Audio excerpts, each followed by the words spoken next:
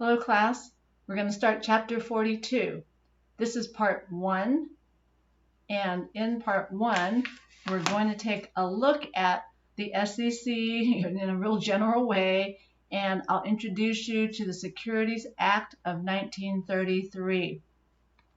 Let me put the PowerPoint up on the screen. All right, I think everything is situated now.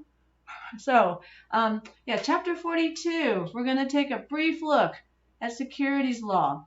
The three areas we're going to be focusing on are registration of stock offerings, insider trading, and a very brief look at corporate governance.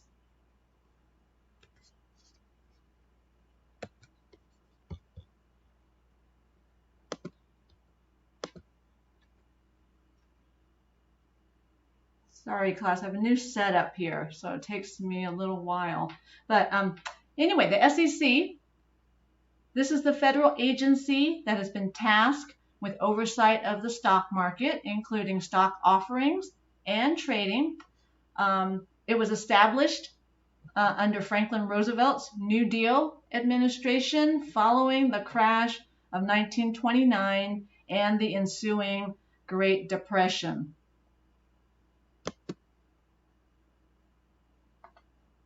The SEC has a lot of roles. It regulates the stock exchanges, it registers stock brokers and investment advisors, it oversees stock offerings, and it investigates securities fraud. When you talk about securities law, there are two major acts. The first one that we're covering in this video, which is the Securities Act of 1933 and the Securities and Exchange Act of 1934.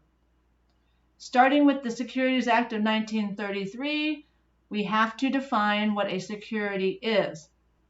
And here is a detailed definition from your textbook. For our purposes, we can just think of stock, but let's just go through the detailed definition.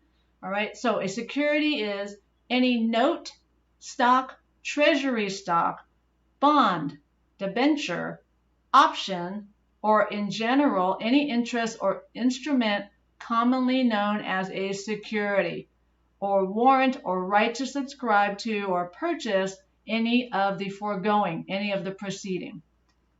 All right, so we're going to be looking at the sale of stock first.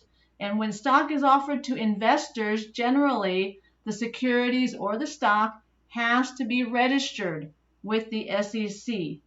A registration statement has to be prepared. Now, the registration statement, it is a disclosure statement. Remember the prospectus that is given to an investor when he or she purchases stock? The registration statement and the prospectus are essentially the same. The content is the same.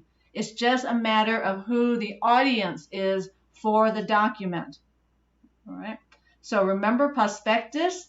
We learned it in the context of a stock offering to potential investors.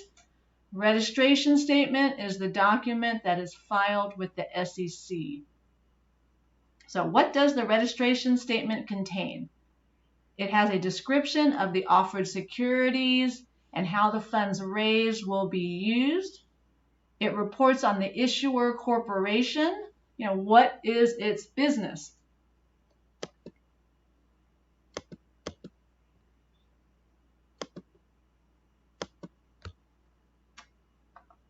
The registration statement is going to list the directors and the officers, what their holdings are, how much they are paid, whether they stand to gain anything personally from the stock that's now going to be offered in public.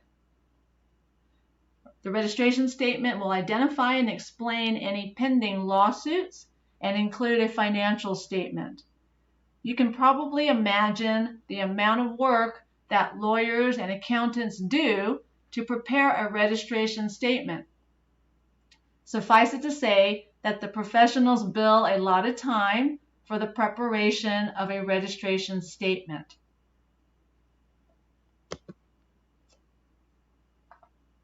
Certain security offerings do not have to be registered. And I don't require you to know all the detail of what I may have listed in the next several slides. It's enough for you to understand that certain securities and certain securities transactions are exempted. And if you're interested, all right, in just knowing more, you can certainly read all the detail in your text. What I have listed for you, though, are some examples. So here are some examples of exempt securities transactions. Actually, let me back up a second. Whoops. Apologize, class. Here, this is I should have commented on this slide earlier. Right. So in terms of exempt securities, example would be securities that are issued by the government for a semi-governmental entity that is issuing shares of stock, or if it's a bank or a savings institution that's been chartered by our government, the federal government, then their securities are exempted from having to be registered with the SEC. So those are the specific types of exempt securities. Here is just a short list of examples of exempt securities transactions. So if the first example is a private offering. If it's not intended that the securities will be offered to the general public, then no registration is required. If the securities are going to be offered under SEC SEC Reg A or SEC Reg D, and you can see the criteria required to offer under those regulations has to do with the value of the securities, the period of time over which they're going to be offered, what kind of investors perhaps are involved. Then those type of securities transactions do not have to be registered either.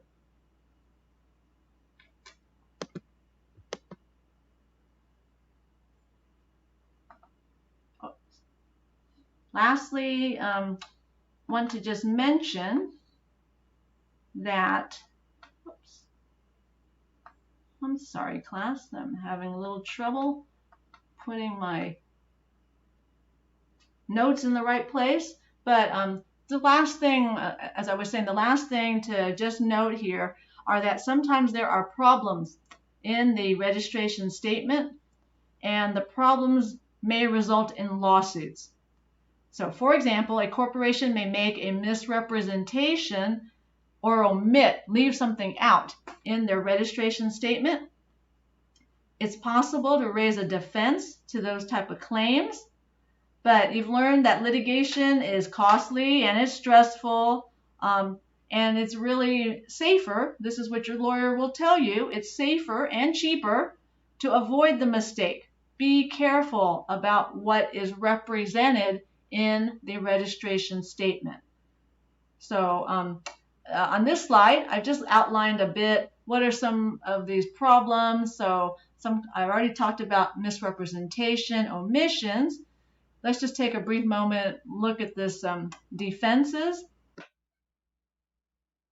Hello class, just want to pick up here and look at this case in point 42.5 Litwin v. Blackstone Group. All right, I'm going to read a bit from your text just so we have all the facts in front of us. In preparation for an initial public offering, Blackstone filed a registration statement with the SEC. Blackstone's corporate private equity investments included holdings in these two companies, FGIC as well as Freescale Semiconductor.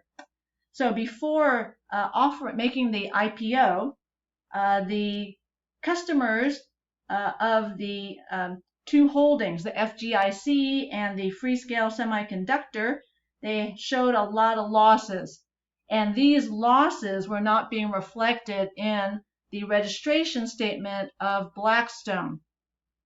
After the IPO, people that had purchased the shares, they filed a lawsuit against Blackstone, arguing that the information had been omitted, left out of the registration statement, and that would have affected their desire to purchase shares in the IPO.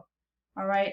Unfortunately, at the trial level, the plaintiffs, the investors, were ruled against, and the case was dismissed. However, on appeal, the federal appellate court ruled that those alleged omissions about the losses being suffered by the Blackstone Group were reasonably likely to be material, and the appellate court sent the case back to the trial court. Plaintiffs would have an opportunity to present evidence and to show that the omitted material information should have been disclosed to them before they purchased. All right, this brings us to the end of part 1, and I will pick up with this, with the subject of securities law in part 2.